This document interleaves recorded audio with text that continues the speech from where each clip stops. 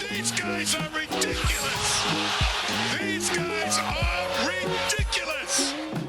Now, how about them damn Celtics? And we are back with another episode of How About Them Celtics. Sam and I are recording Sunday, May 12th, and we are responding to your emails. Didn't get the chance to do full pods because I am in Cleveland and my laptop doesn't really like encoding an hour and a half long pod session. So we're hitting the email for this one-off video that you guys will see on Monday, the morning of Game 4.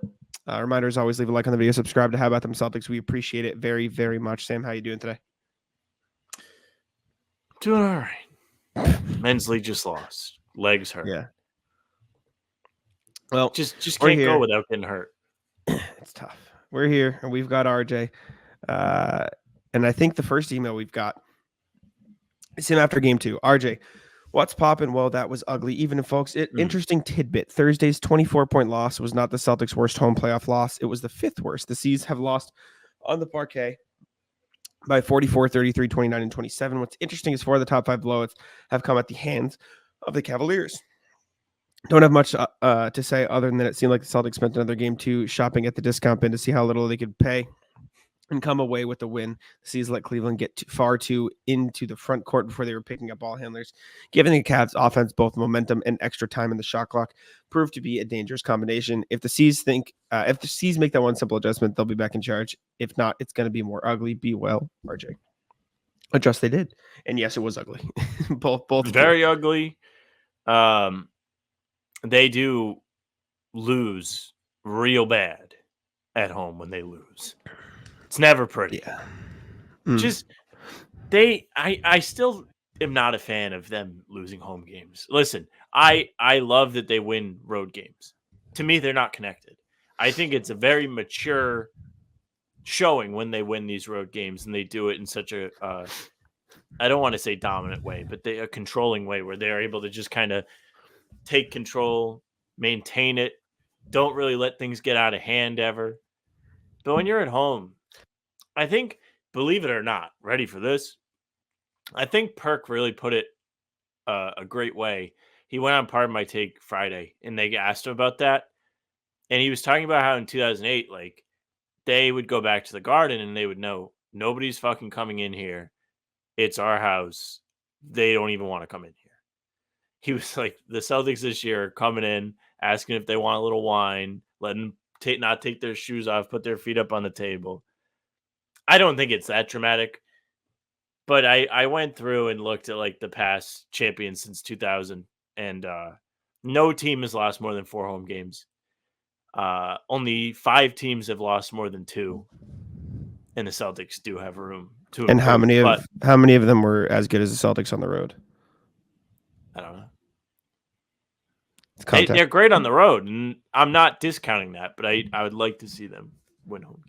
Mm-hmm. Tam talked about it after Game 3. He was asked about it, like them being great on the road and not good at home. He said, that's a great question. Earlier in my career, I never lost playoff games at home, and shit, I never won playoff games on the road.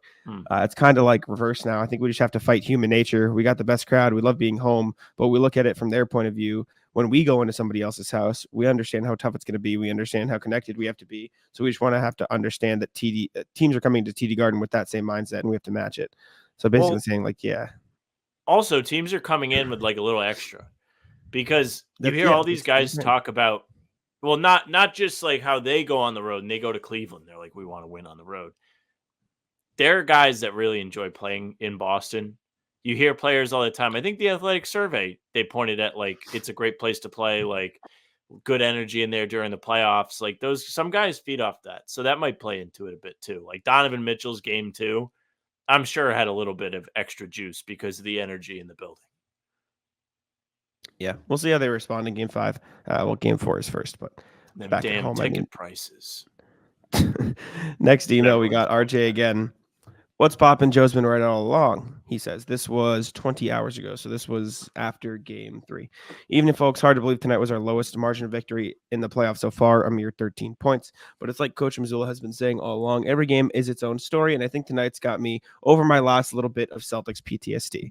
For as much as we've heard that all season long, we still look for common elements from game to game to try to predict The game flow from them, whether that's Tatum and Brown's all-star pedigree, D. White's hot shooting in the Miami series, Drew's offensive miscues, or any number of other narrative hooks, it's hard to set aside the past and fully embrace the present.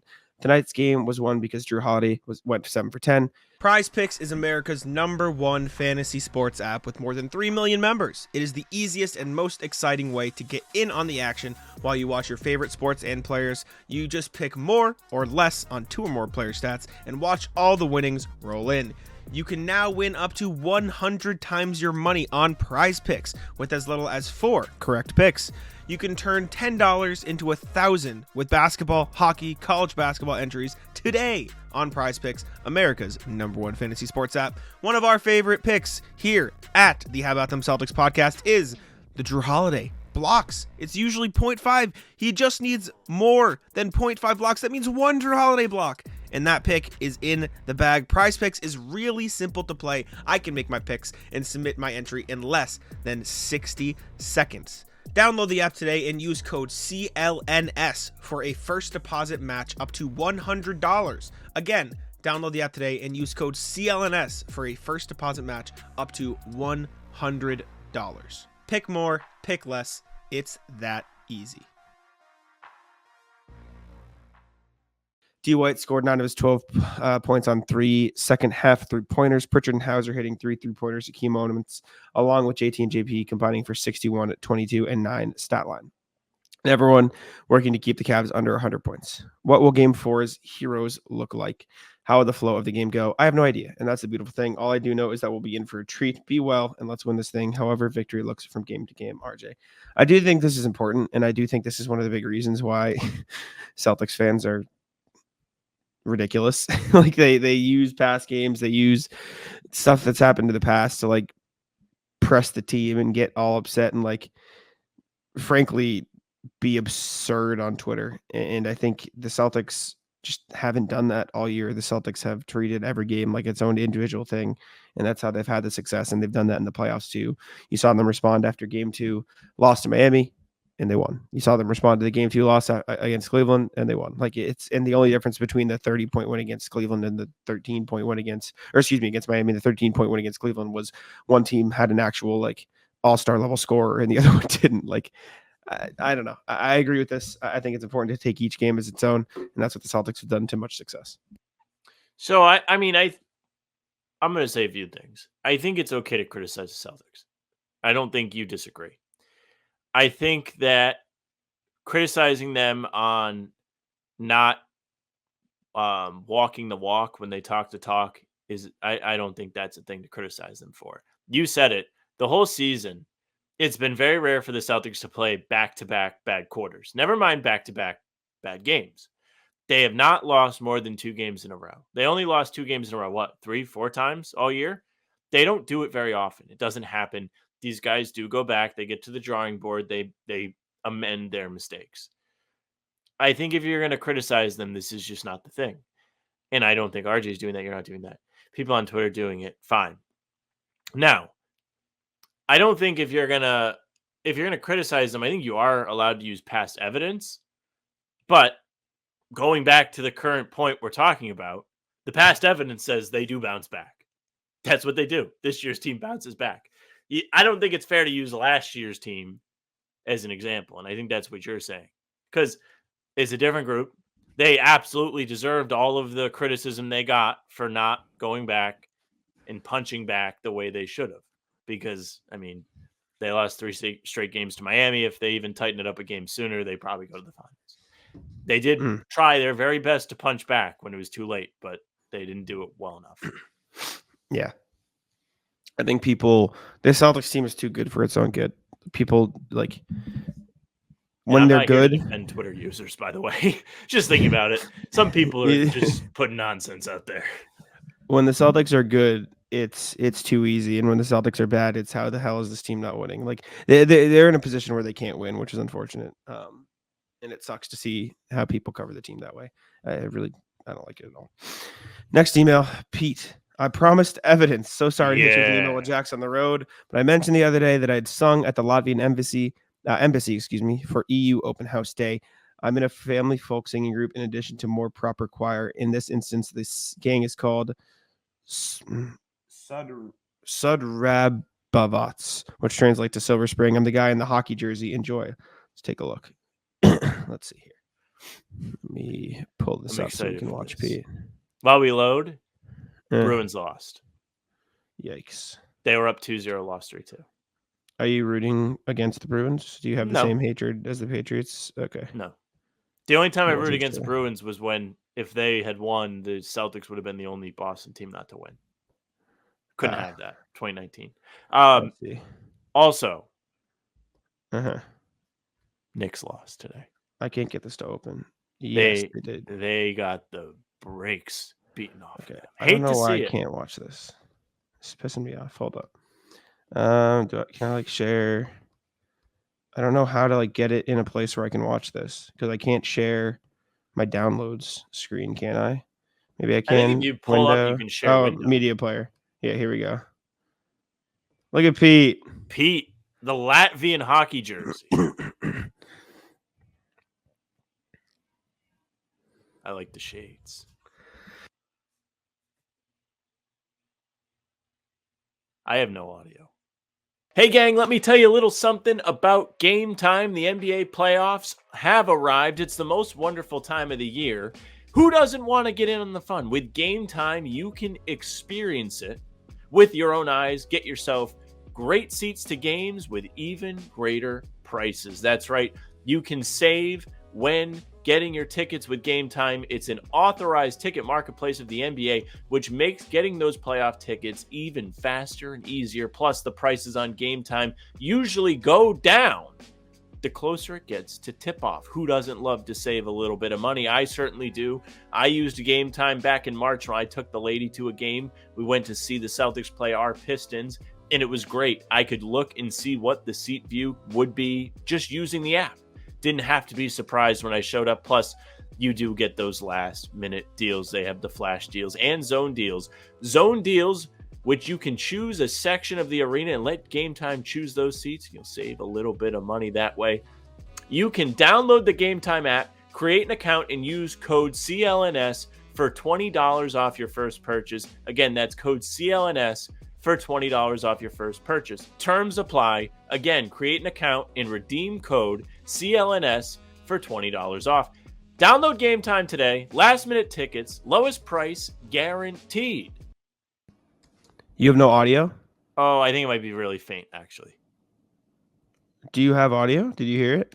Here. I didn't hear the video, no. Do you have music playing? I have music playing, but it's not loud. Shit. I don't know. This is pissing me off. I'm annoyed. All right. I can't do it that way. I don't know how to get it in like just a tab because I can only share tab audio. I can't share window audio for whatever reason. Okay, fuck it. I'll just do this. Can you send it to me on Twitter? If you send me the clip. I'm going to share my entire screen, and you guys are going to live in Inception for a second. Here you go. Merry Christmas. Here's Pete. Better?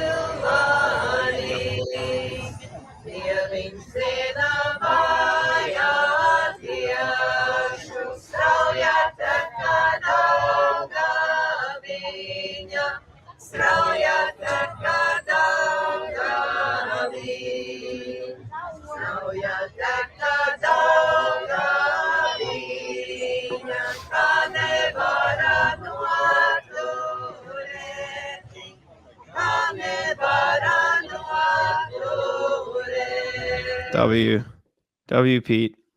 Thank you, Pete. Sorry it took me so long to pull it up on the screen. Good day outside. Looks very fun. Hockey jersey. Looks like a good time. Very nice. All right, last email. One more from RJ, then we'll get on out of here. RJ says, what's popping? The strategic use of Al Horford. Even folks, the Pacers tying up their series today, writing this on Sunday, should have an impact on the Celtics Game 4 lineup rotation, specifically Al Horford's minutes. With the Celtics regaining home court advantage and the Pacers next guaranteed go to 6 games, winning Game 4 in Cleveland is beneficial, but not at a sellout cost. Using Al for nearly 39 minutes in Game 3 was an acceptable risk because of the need to win the game. But the Celtics aren't even halfway through the playoffs. Yes, I'll presume a finals appearance, and we'll need Al for the entire run, even when KP returns. Holding his minutes down around to 28 to 30 is important to keeping him both fresh and healthy for Game 4. I'm hoping that if Coach Mazzulla can't find one center off the bench that can spell Horford 18, 20 to 20 minutes, he'll rotate through his options before pushing the panic button for Al. I'd rather see, 6 of each Cornette, Tillman, and Queta than see Al running out there for another 38 to 40 minutes. It's a marathon, not a sprint. Let's be well, and let's win this thing, RJ. I guess We talked about this a bit yesterday. Yeah, I'm fine with. I want more Tillman minutes. And Cornette is fine. Kate is whatever. You can't play Kate in the playoffs. I'm sorry, people are gonna hate me for it. People are gonna mad at me in the comments. You can't play Kate in the playoffs. He's not good. That's unfair. He's not really disciplined enough, and I think he's gonna leave a lot of gaps. Some of the things that people were upset with Horford for yesterday. I'm sorry, Rui. he wouldn't really be able to guard the perimeter well. It would result in more drop coverage. We have not been fans of the drop coverage. I think maybe you put Tatum at center for a little bit of stretch. Yeah. Try it. I mean, Cleveland is playing with just Mobley and the occasional Tristan Thompson. There was a stretch in Game 3 where Evan Mobley was not in the game. Tristan Thompson was not in the game. They didn't have a center. That would have been a perfect time to give the man a breather. And I don't think they capitalized on it. I don't have the stretch written down. I don't know if Horford was on the bench during that time. But that was the perfect time to try and unleash Tatum at center. If they're going to do it, I think Tatum has shown a great presence on the glass. I think he's done a good job of defending. I think he could hold his own for a short stint at the very least. Mm-hmm. Yeah, I think it's at least worth. Yeah, it's at least worth testing out, I think. But another thing is Jared Allen's questionable for tonight's game, so there's a chance he plays. But Donovan Mitchell also questionable, which is, I think, the more interesting subplot to this. Because if Donovan Mitchell's questionable, I think you can get away with playing Tatum at center more, just because there's less of a threat in the perimeter, and you can get away with more Pritchard and Hauser minutes. So I think that's another thing to keep an eye on at the very least. I can't wait for Twitter if he sits. Celtics have the easiest path to the finals. Everyone's getting hurt. The Mickey Mouse, whatever. Who cares? Can only play. Who cares? Yep. All right. Anyways, appreciate y'all for tuning in. Let us know what you thought of the email. Send us an email at hbtcpod@gmail.com. Make sure to leave a like, subscribe, and all that. Sam, wrap it up. Yeah, thank you very much for listening and watching. Make sure you subscribe to the YouTube channel, hit the notification bell so you don't miss any of our daily uploads. We're coming at you with content every morning at 5 a.m., whether it's videos like these, full pods, Monday recording, so Tuesday, Thursday, and Sunday. Game recaps morning after each game. And we're live for Talking C's Monday, Wednesday, Friday, tentatively. And Celtics the Roundtable around 6 p.m. on Tuesdays. And pregame, half hour before every single game, Jack and I are here chopping it up. So come hang out. You can find us on Spotify and Apple too. If you follow us there, the pods and game recaps will go right into your feed. Leave a 5-star review. We'd appreciate it. Again, email us, hbtcpod@gmail.com. Whether we do videos like this or do it on the pod, we always love to check in on what you guys have to say. So definitely reach out. You guys are a big part of the show.